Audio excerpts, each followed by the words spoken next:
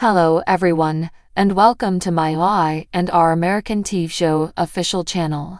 I hope everyone is having a wonderful day. Before we begin, please hit the subscribe button and give this video a thumbs up. In the park, Devin and Abby put out a picnic blanket and sit down with Dom to look through his goodies. The couple sits on the bench and Abby wonders if Devin is thinking about Lily. Devin says it's hard not to. Abby sighs that her dad can be so generous and loving, but on the other hand, he's messing over his sister. She's sorry. Devin says it's a classic Victor move he never expected him to perform on his family. Abby thinks she will chat to him about making this right before their wedding. Devin guarantees nothing will ruin their special day. At society, Lily tells Jill that Billy has done nothing since she urged him to rectify the mess he made. She has no idea if Phyllis is still there, but he's just reached out to her to gloat. Jill fumes. She's going to call him as soon as they're done.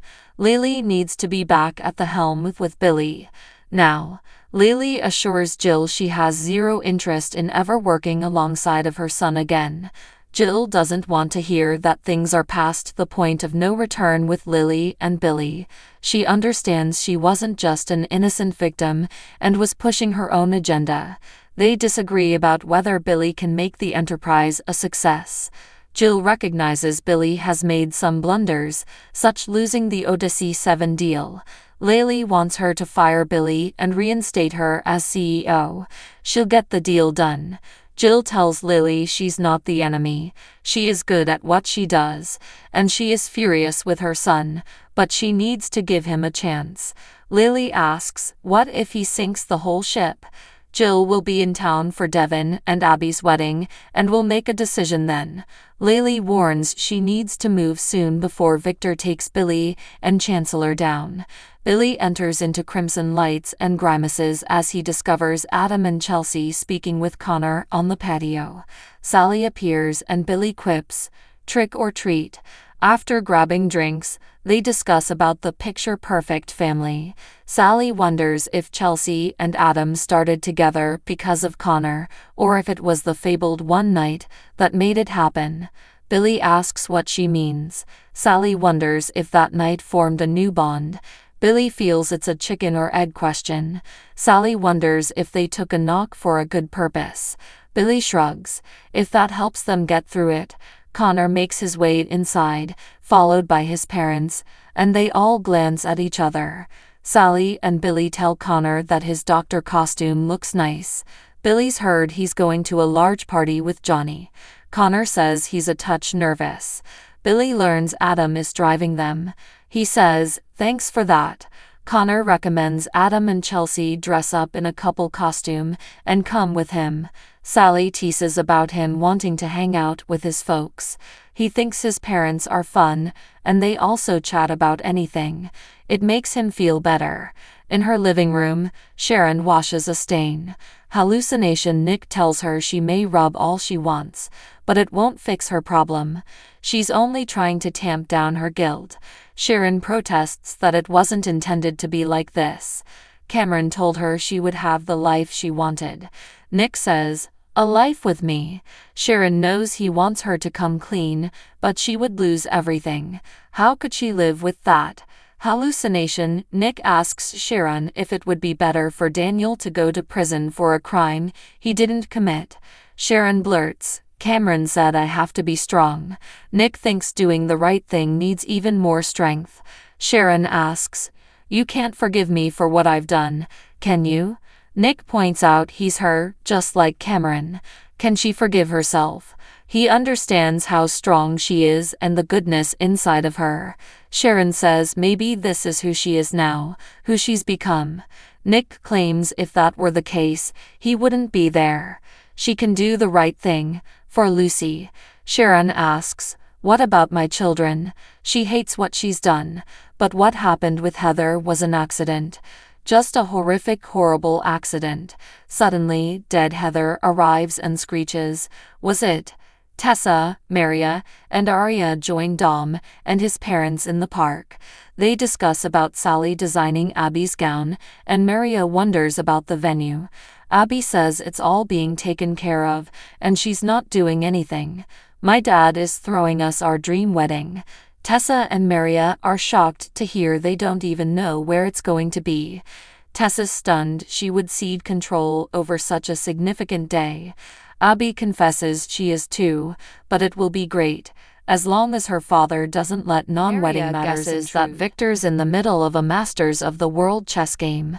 She hopes it doesn't spill over into their wedding day. Abby says he's eager about planning it. Tessa's convinced it will be legendary. Abby reports that her mom is returning home, and she and her dad will walk her down the aisle. Jack's in Paris getting her discharged. Lily appears and kneels down to talk to the youngsters. Abby asks how she's doing. She says she's good, but she wants to talk to Devon in private. They walk off. At Crimson Lights, Connor shows Sally and Billy his stethoscope, given to him by one of this doctors. Billy tells the kid it's cool, taking Chelsea to a chair. The youngster listens to his mom's heartbeat and says it's racing. Chelsea says it's the excitement of the holiday. Johnny steps in dressed as a punk rocker, followed by Victoria. He and Connor converse and head to the patio. Billy asks Victoria if Katie is still getting ready. Victoria thinks only their daughter would go dressed as a zombie Swiftie. Sally claims she's going to get going. Billy walks her to the door. Sally feels she could use a change of scenery. He asks whether she's available for a drink later. In the park, away from the others, Lily updates Devon on her call with Jill, who wants her back as Billy's co-CEO. She says it's infuriating. They're all jerking her around and want her to take a backseat. Why is so hard to get back what's mine? Devon insists it's not hers. The corporation with her name on it is Winter's. He feels Jill should be concerned about Victor. The fight is likely to grow violent, and the last thing he wants is Lily in the middle of it. That's why she should come back to Winter's. Lily fumes that he sounds precisely like Victor and is pressing all of her buttons. Devon doesn't appreciate being compared to Victor. Lily doesn't appreciate being treated like a mindless pawn. Devon doesn't think Victor wanted to show her disrespect. Lily asks, "Are you kidding me?" She argues that they're all fighting over a firm she poured her heart and soul into. She's not walking away. In the other part of the park, Abby, Tessa, and Maria discuss Daniel getting jailed for killing Heather. They all agree that doesn't make sense. Maria says they saw him the night she died and he seemed absolutely normal. Abby finds out that Sharon had been taking out her wrath on Daniel and his family. Maria tells Abby that she can identify to having a parent who deals with mental health concerns. But she's back on track and hopefully out of the woods like Ashley. In her living room, Sharon tells dead Heather she's so sorry. Heather points that she's still dead, and that all the remorse in the world will not free Daniel from her falsehoods. Sharon tells her if she'd just let her leave the apartment, none of this would be happening. Heather asks, "So this is my fault?" Sharon responds, "No, no, no. It's all mine. She'd give anything if it never occurred." Heather says, "But it did. You killed me and framed Daniel." Heather assures her that only she can make this right. Sharon advises her to get away. Heather snaps, "You're a coward." She's anxious about her children. "What about my daughter? How can she risk her daughter's stability? What type of mother, what kind of person, is she?" Sharon tells her to get out of her brain. "I can't keep seeing ghosts." Hallucination Nick emerges and swears he's not a ghost. "I'm your lifeline. I'm proof that Cameron is gone." Heather responds, "But evil is alive and well." Sharon cries, "Get out." Heather seethes that she will never escape her. Every day and every hour of her life, she will remind her what she did to her and her family. Sharon yells, "No," and throws something. Gathering her handbag, she leaves the house. At Crimson Lights, Sally accepts Billy's invitation for a drink later and leaves. Billy rejoins the others, who are chatting about Connor coming into his own. Chelsea excuses herself to go upstairs. Billy tells Adam he's as scary as ever. Adam tells him it's not funny and is sorry he's intimidated by him. They start squabbling about Adam's hit piece on him as Victoria stares back and forth between them. They keep sparring verbally and Victoria requests them to kindly stop. Connor and Johnny come, and Adam says, "Let's get this show on the road." Victoria teases that she'll take any chocolate they don't like. Billy will pick Johnny up when he's done. Once alone, Victoria asks Billy what's going on with him and Adam. Chelsea and Sally were acting weird too. Did Adam and Sally break up too? Billy answers yeah, they did. He doesn't want to talk about it though. When Adam and Chelsea were in Baltimore, they slept together. Victoria's sorry. She knows how much he loves her. Chelsea returns and listens as she says, "To betray you like that, with Adam of all people. Maybe it had to be Adam." Still, in the park, Tessa and Maria watch Abby with the kids and converse and kiss. Maria's surprised Sharon didn't come. She gets the phone and attempts to call her. In her car, Sharon drives with a tear trickling down her cheek. She flashes to discovering Heather dead on the floor and dumping her body in the river. She then recalls planting the evidence to frame Daniel in his flat. She exclaims, "This can't be happening." Cameron insisted she would be protected. In the backseat, dead Heather arrives and tells her she'll never be safe again.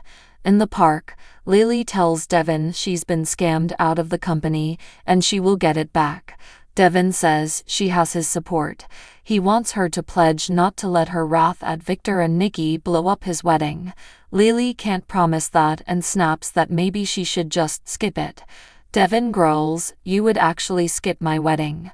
Lily says maybe Nikki and Victor shouldn't come. Devin raises his eyebrow. He's the father of the bride.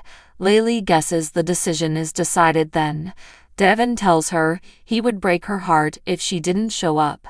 Lily loves him, but she can't make any promises just now. At the club bar, Adam walks over to Sally, who asks if he got the boys dropped off. He did, and apologizes for earlier. It was awkward. She thinks they'll have to get used to it. Sally tells him not to apologize again. She assured Billy that maybe this was for the best. When she saw him with Chelsea and Connor as a family, she could sense they belonged together. Adam believes Chelsea would strongly disagree with that. Sally thinks that's simply her guilt. She's battling the inevitable and on some level understands they're meant to be. "I wish you and Chelsea the best. And your family." With that, she grabs her drink and walks away. In Crimson Lights, Billy tells Victoria that Sally has a theory that they took a hit for the greater good. Connor needs his family more than ever right now. Chelsea and Adam are feeling it whether or not she admits it. Chelsea is still listening as he thinks maybe she and Adam were meant to be. Devin rejoins Abby in the park. She can sense things didn't go well with Lily. Devin hopes he could help her, but he's not sure that's feasible. Nearby, Sharon joins Maria, Tessa, and Aria and coos over the tiny child. Maria wonders whether she's okay. Sharon claims it's nothing a hug from her fairy princess won't heal.